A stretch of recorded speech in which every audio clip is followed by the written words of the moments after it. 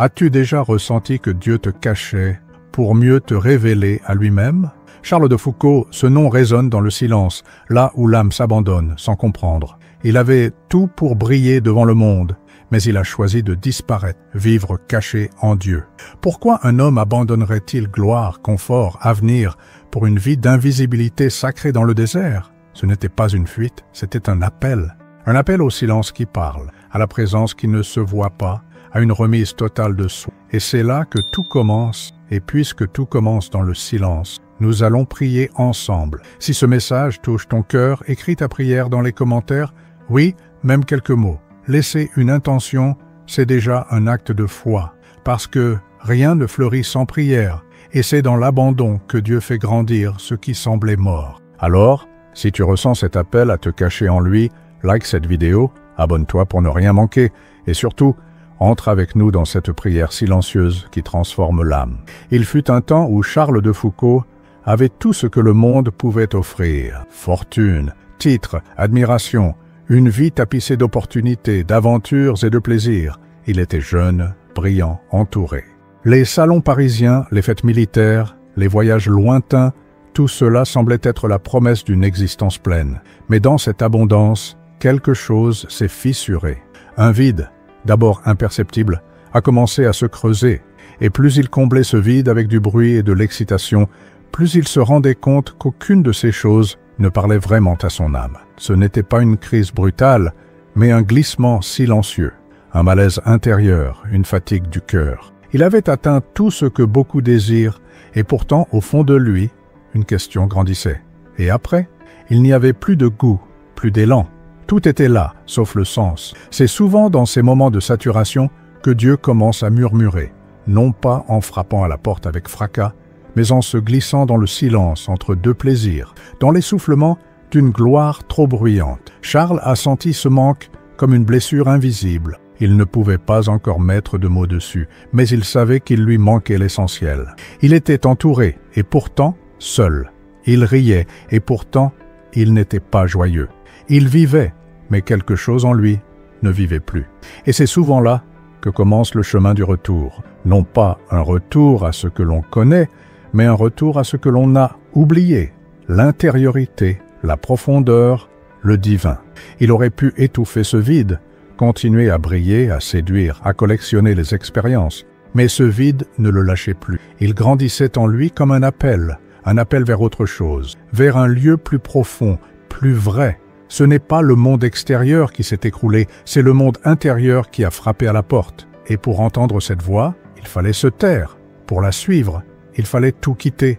C'est là que le mystère commence, car peu de gens comprennent que le trop-plein peut conduire au désert, que l'abondance peut devenir insupportable, que le bruit peut asphyxier l'âme. Charles n'a pas fui, il a répondu « Il n'a pas été détruit par le vide, il l'a laissé le transformer. » Il a compris que parfois, Dieu ne vient pas combler, il vient creuser pour mieux s'y révéler.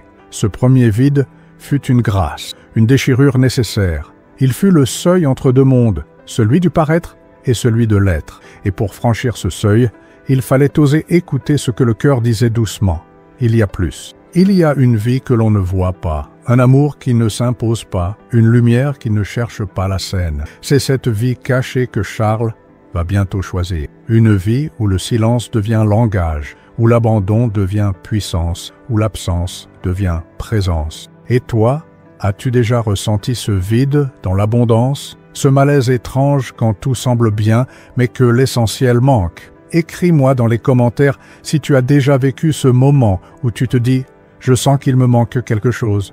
Et si ce que tu vis aujourd'hui n'était pas une perte, mais un appel, tu peux même écrire juste un mot, vide ou appel. C'est parfois dans un mot simple que commence une transformation profonde. Ce vide, il ne l'a pas ignoré.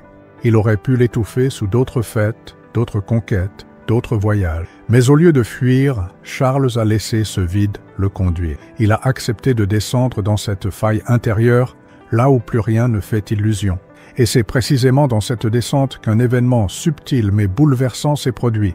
Pas un miracle visible, pas une lumière dans le ciel, mais une rupture invisible. Quelque chose qu'aucun œil ne verrait, mais qui allait tout changer. Tout aurait pu continuer comme avant. Charles aurait pu ignorer cette faille qui s'ouvrait en lui, ce silence intérieur qui prenait de plus en plus de place. Mais un jour, presque sans prévenir, quelque chose s'est brisé, pas à l'extérieur. Il n'a pas tout perdu. Il n'a pas été rejeté par les siens, ni frappé par un drame. Non, ce fut une rupture intime, discrète, imperceptible, mais irrésistible. C'est comme si son âme avait dit stop, comme si tout ce qu'il vivait n'était plus capable de porter son vrai nom, la vie. Cette fracture n'a pas eu le bruit d'un effondrement. Elle a eu la douceur d'un effacement, mais un effacement choisi. Charles a senti que continuer à avancer dans cette direction serait une forme de trahison intérieure. Il savait que s'il ignorait ce que son âme commençait à murmurer, il finirait par s'éteindre lentement, dans un confort stérile. Et alors, une question a jailli dans son cœur. Et si tout ça n'était pas la vraie vie? C'est souvent dans ces moments de lucidité douloureuse que le chemin spirituel s'ouvre. Il n'a pas reçu une réponse divine immédiate, pas de vision, pas de voix. Juste ce sentiment de plus en plus net que quelque chose devait mourir en lui pour que quelque chose d'autre puisse naître. Cette rupture n'était pas une punition. Elle était une invitation, une mise à nu. Il n'avait plus d'excuses, plus de distraction suffisante, plus d'enthousiasme pour le détourner de cette soif intérieure. Et c'est là que le miracle discret s'est produit. Charles a commencé à écouter, non pas avec ses oreilles, mais avec l'âme. Ce n'était plus un questionnement intellectuel, c'était une cassure existentielle, comme si toute son histoire jusqu'ici n'était qu'un prélude, une introduction, et que le véritable récit de sa vie n'allait commencer qu'en se dérobant à tout ce qui brillait. Il ne s'agissait pas d'un rejet du monde par dégoût, mais d'un appel vers l'essentiel caché.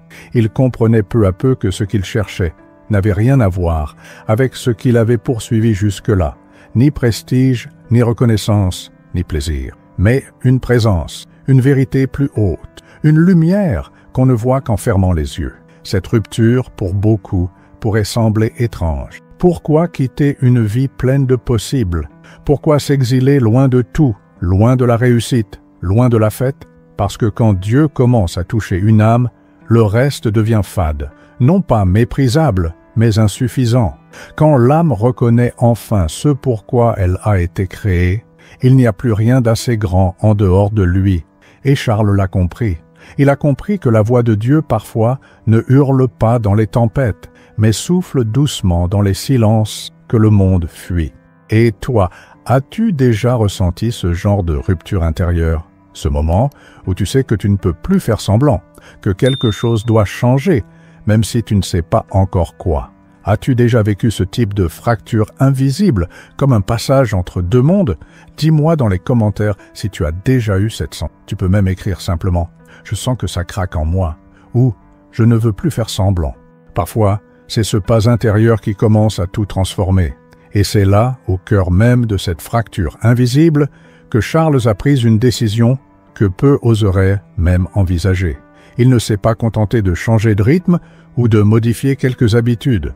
Non, il a choisi de tout quitter, non pas par désespoir, mais par désir, un désir radical, brûlant, incompréhensible aux yeux du monde, disparaître pour mieux apparaître aux yeux de Dieu. C'est à ce moment précis que commence le tournant décisif de sa vie, celui du choix de l'effacement total. À ce stade de son cheminement, Charles aurait pu simplement ralentir, chercher un peu plus de silence, se rapprocher discrètement de la foi, tout en gardant une vie équilibrée entre confort et spiritualité. C'est ce que beaucoup font, et c'est souvent un bon début. Mais chez lui, il y avait une urgence intérieure, un feu, quelque chose d'inexplicable qui le poussait à aller plus loin, beaucoup plus loin. Ce n'était pas une crise émotionnelle, c'était une soif irréversible de vérité nue, de vie dépouillée, de présence sans décor. Il n'en pouvait plus d'être vu. Il voulait s'effacer pour être enfin trouvé. Alors il a tout quitté, littéralement. Il a vendu son nom, ses terres, ses privilèges, ses repères.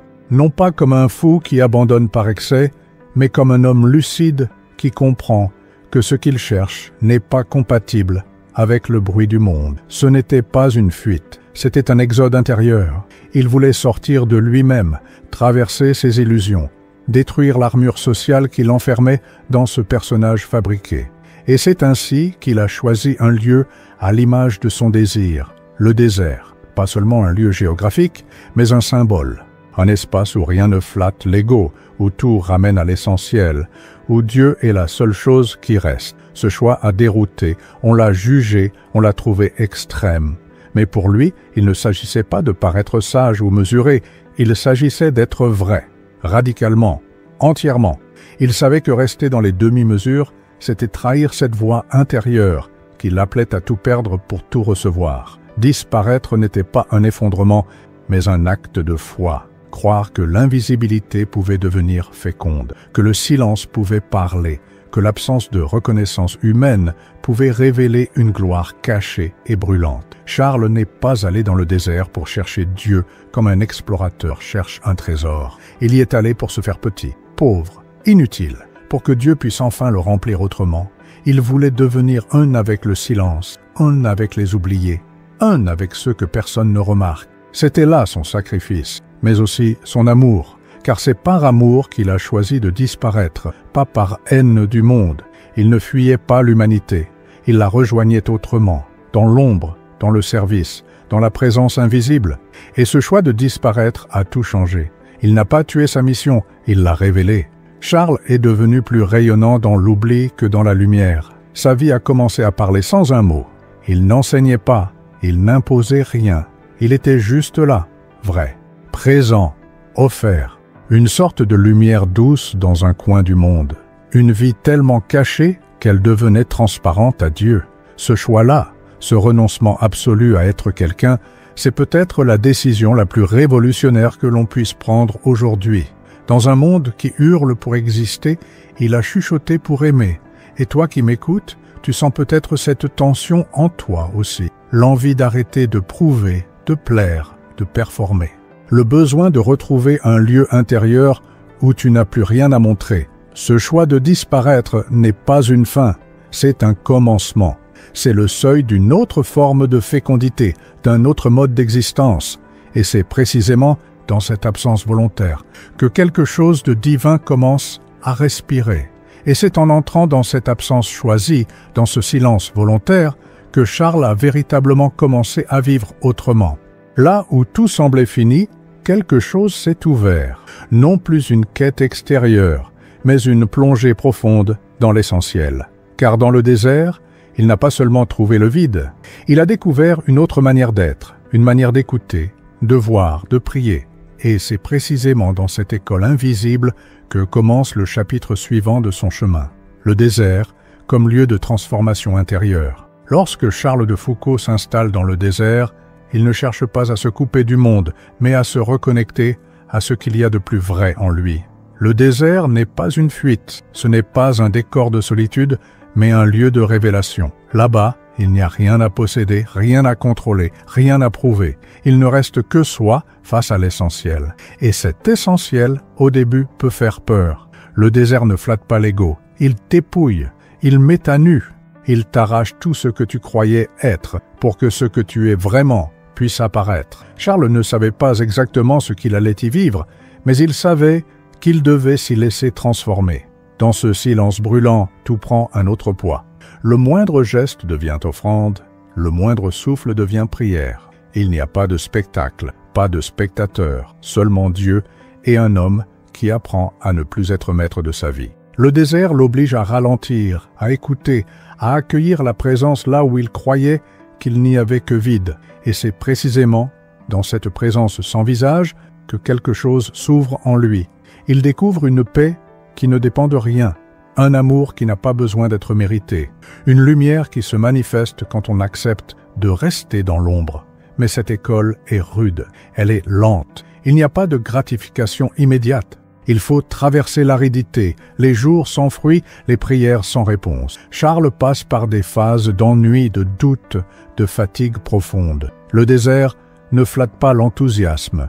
Il teste la fidélité. Il creuse l'âme. Et c'est ce creusement, ce travail intérieur invisible, qui devient le véritable apprentissage. Il ne s'agit plus de faire pour Dieu, mais d'être à Dieu. Non pas produire, mais demeurer. Non pas parler, mais écouter. Ce que Charles vit dans le désert, c'est une reconfiguration complète de son rapport au temps, au sens, à la présence divine. Il n'attend plus de résultats visibles. Il commence à goûter une autre forme de fécondité, plus cachée, plus intime, plus durable. Il comprend que parfois la transformation la plus profonde se fait sans bruit, sans image, sans reconnaissance. C'est là, dans l'invisible, que Dieu travaille.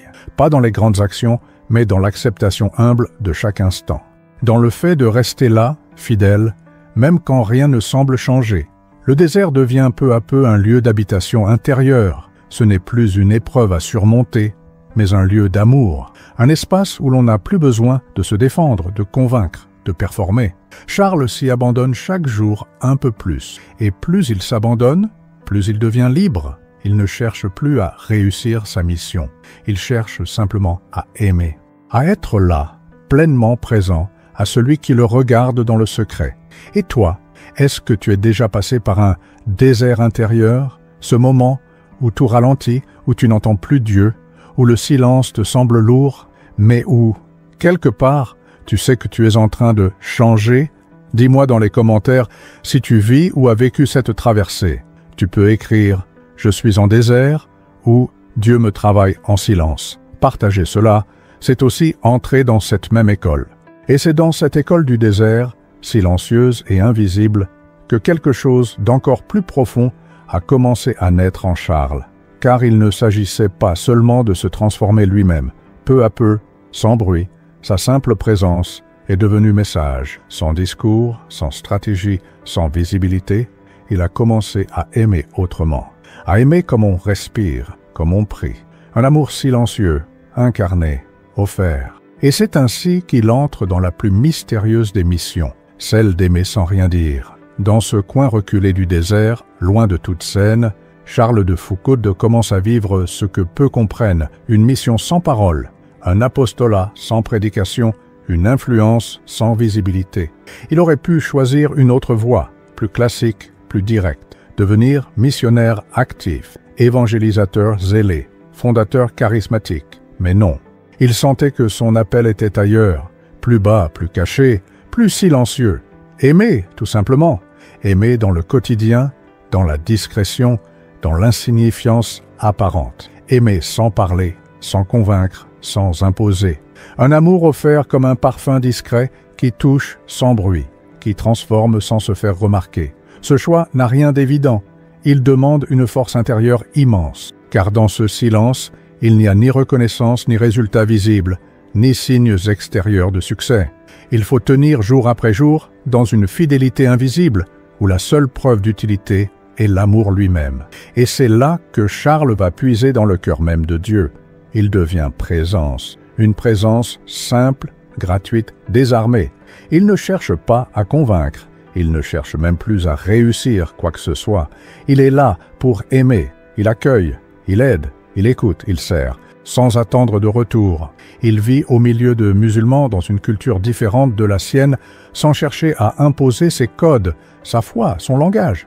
Il respecte, il s'abaisse, il devient frère universel, pas supérieur, pas sauveur, juste frère. Il découvre que la fécondité ne vient pas du discours, mais de la qualité de la présence, que la vérité ne s'impose pas, elle se rayonne, que l'évangile peut être vécu en silence, par le choix de rester, de servir, de partager. L'amour devient sa langue, le don devient sa forme de parole. Il écrit, à un moment, qu'il voudrait que chaque homme, en le regardant vivre, puisse se dire « Si cet homme vit ainsi, c'est que son maître est bon ». Cette phrase résume tout. Sa vie devient un reflet, non pas une démonstration, mais une incarnation. Il ne veut pas parler de Jésus, il veut ressembler à Jésus. Non dans la grandeur, mais dans la petitesse. Non dans la puissance, mais dans la tendresse. Non dans les miracles, mais dans la fidélité cachée. Il devient sacrement silencieux d'un amour qui ne fait pas de bruit. Et c'est ce silence habité qui interpelle. Ce choix de ne rien imposer, mais de tout offrir. D'être là, pleinement là, pour ceux qui ne recevront jamais de grandes homélies, mais qui ont besoin d'un regard, d'un geste, d'un frère. Il ne distribue pas de réponses. Il partage une vie. Il ne résout pas les grandes questions. Il offre un espace sûr, un cœur ouvert, une paix tranquille. C'est ainsi que son amour prend racine, dans l'ordinaire, dans le répétitif, dans le presque invisible. Et dans ce presque rien, il découvre le tout. Il comprend que le véritable amour n'a pas besoin de scène. Il se suffit à lui-même. Il vit, il brûle, il transforme en silence. Et toi, tu as peut-être déjà vécu ce paradoxe, vouloir faire le bien, mais ne pas savoir quoi dire, sentir l'amour, mais être incapable de l'exprimer par des mots.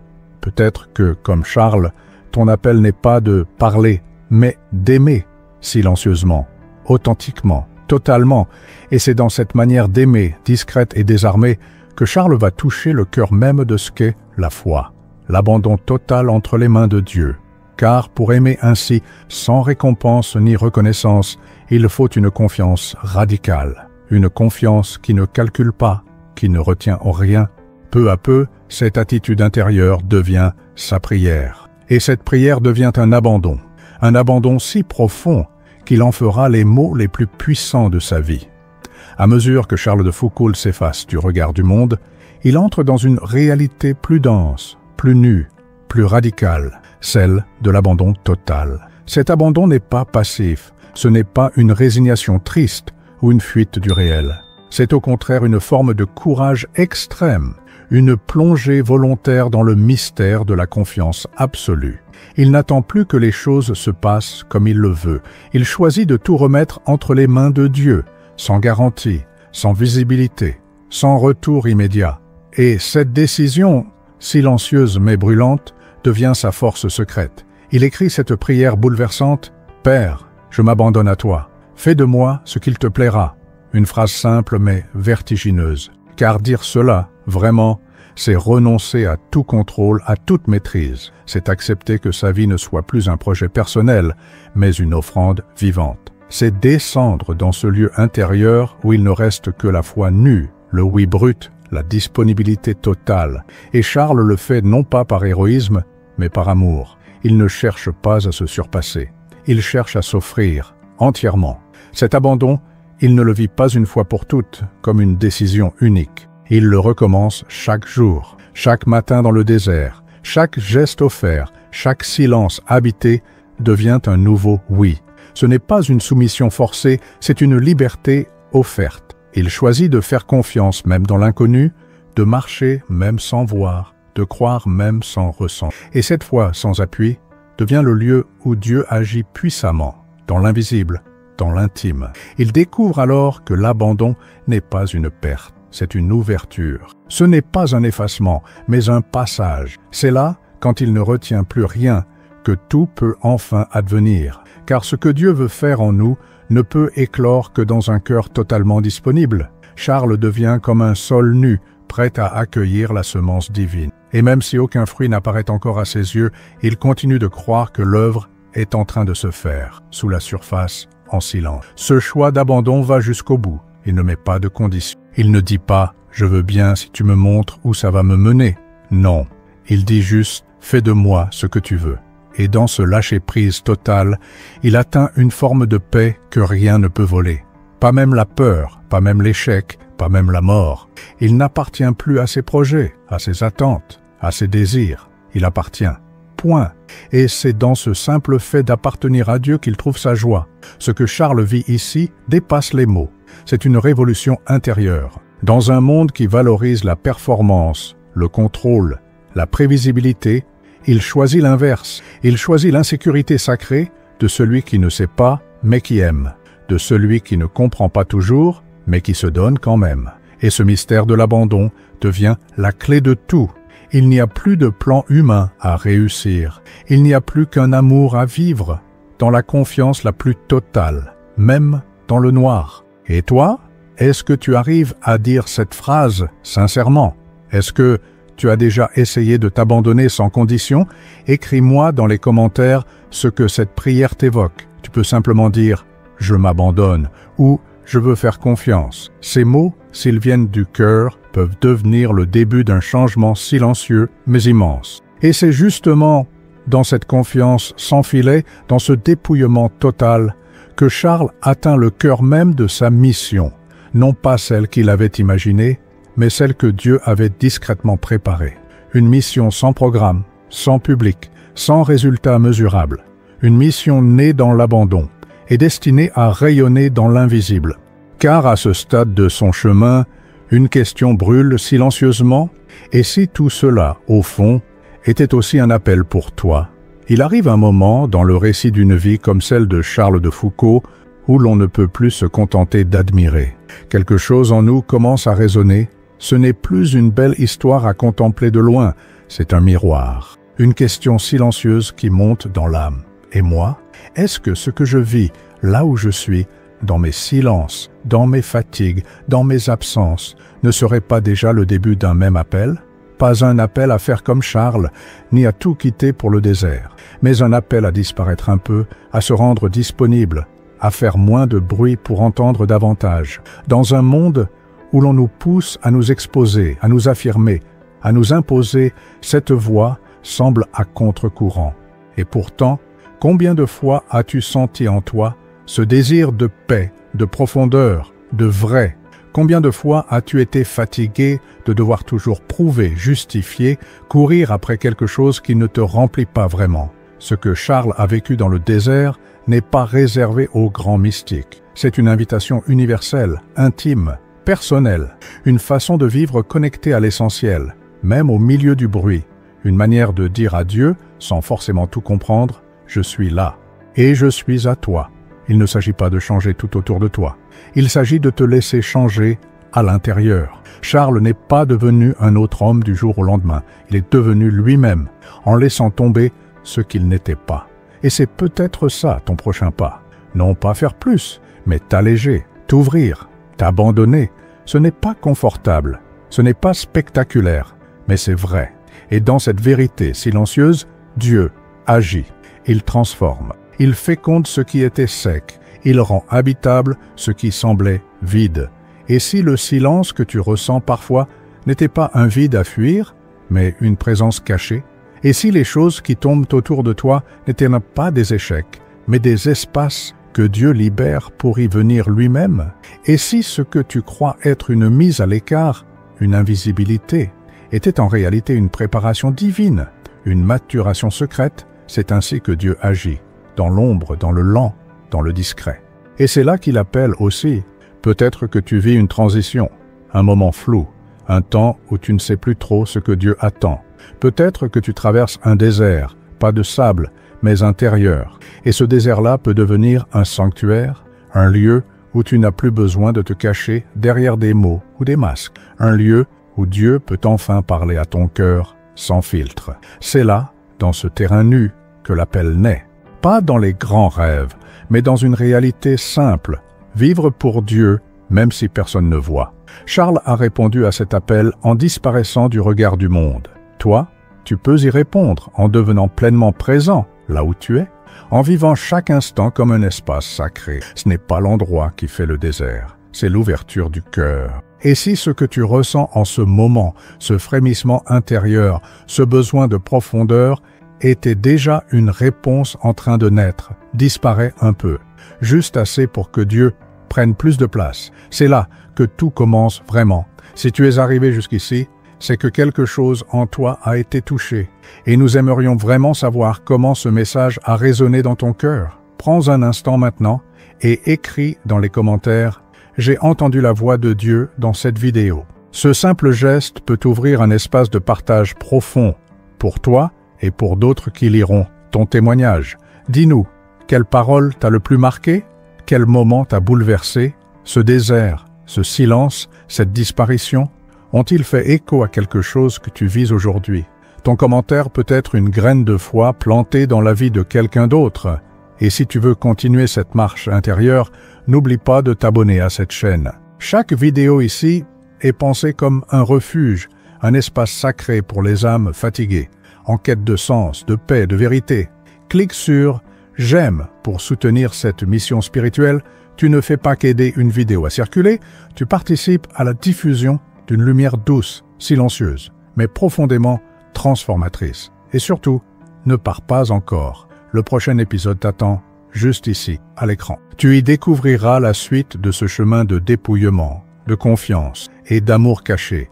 Une invitation à aller encore plus loin dans l'abandon total à Dieu. Que le Seigneur bénisse ta vie abondamment, dans le visible, mais surtout dans le cachet.